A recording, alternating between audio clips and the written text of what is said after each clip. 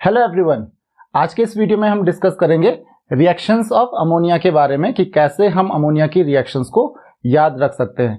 आप में से बहुत सारे स्टूडेंट्स की यही कंप्लेन होती है कि सर हमको रिएक्शंस याद नहीं हो पाती हैं।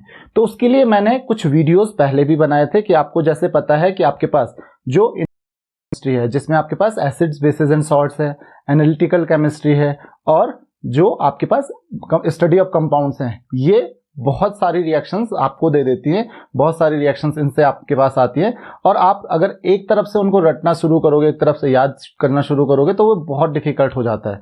तो मैंने आपको ट्रिक्स बताई थी कुछ कि कैसे आप एसिड्स की रिएक्शन को याद रख सकते हो, क्योंकि जब आप स्टडी ऑफ कंपाउंड्स में पढ़ते हो, 3 एसिड्स आपके पास है, HCl, HNO3 एंड H2SO4।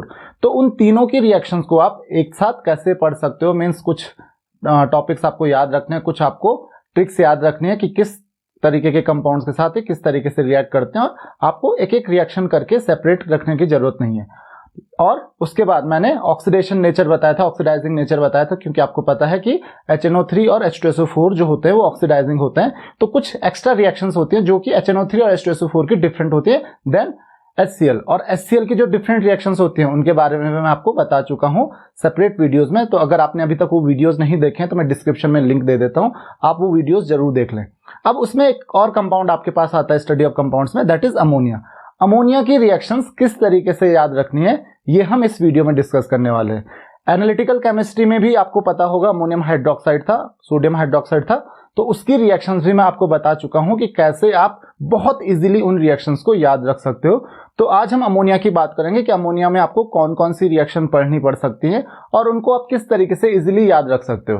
तो सबसे पहले देखिए, इसमें आता है अमोनिया का डीकंपोजिशन। जब अमोनिया डिकम्पोज होता है या फिर आप कह सकते हो अमोनिया का कंबशन होता है, तो अमोनिया का कंबशन कैसे होता है?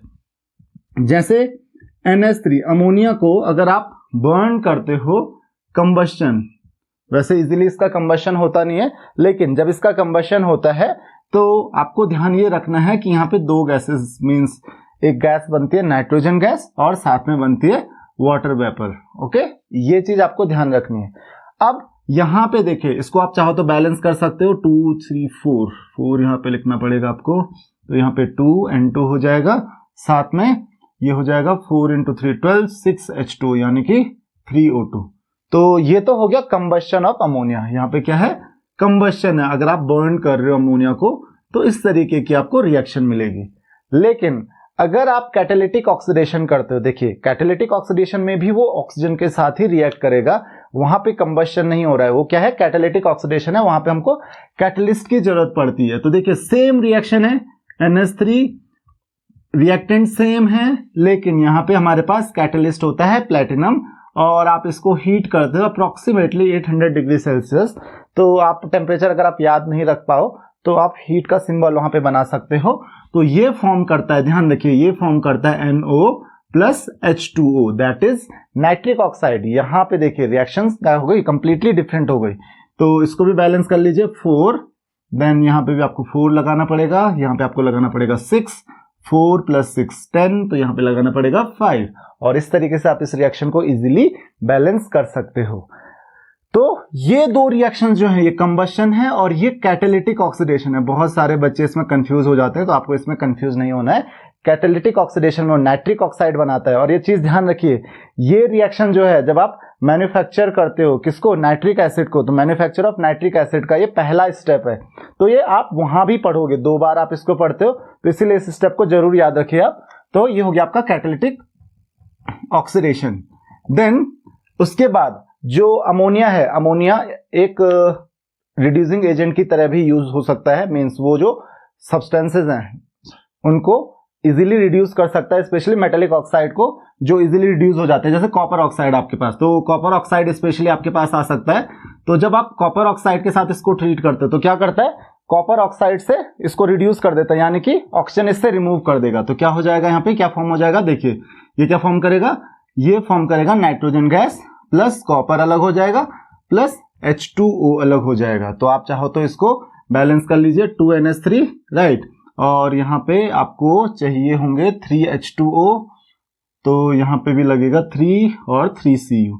तो इस रिएक्शन को आप इस तरीके से याद रखेंगे। अब बात आती है अमोनिया की, कि अमोनिया को जब हम एसिड्स के साथ रिएक्ट करते हैं, आपको ऑलरेडी पता है अमोनिया क्या एक बेसिक गैस है, बेसिस को एसिड्स के साथ रिएक्ट करते हैं तो सॉल्ट एंड वाटर फॉर्म करता है, लेकिन अमोनिया नहीं करता है, अमोनिया केवल सॉल्ट फॉर्म करता है। इसका ध्यान रखेंगे आप। तो जैसे मैंने एक एग्जांपल दिया आप लोगों को, NH3 प्लस HCl, तो ये क्या फॉर्म करेगा, NH4Cl। लेकिन जो एक्वस सॉल्यूशन होता है अमोनिया का, जिसको आप कहते हो लिकर अमोनिया, लिकर अमोनिया क्या करता है, एक्वस सॉल्यूशन होता है अमोनिया का, तो वो सॉल्ट एंड वाटर फॉर्म करता है, NH4OH जो होता है। ओके, इसको आप डिफरेंट मत समझिए, NH4OH।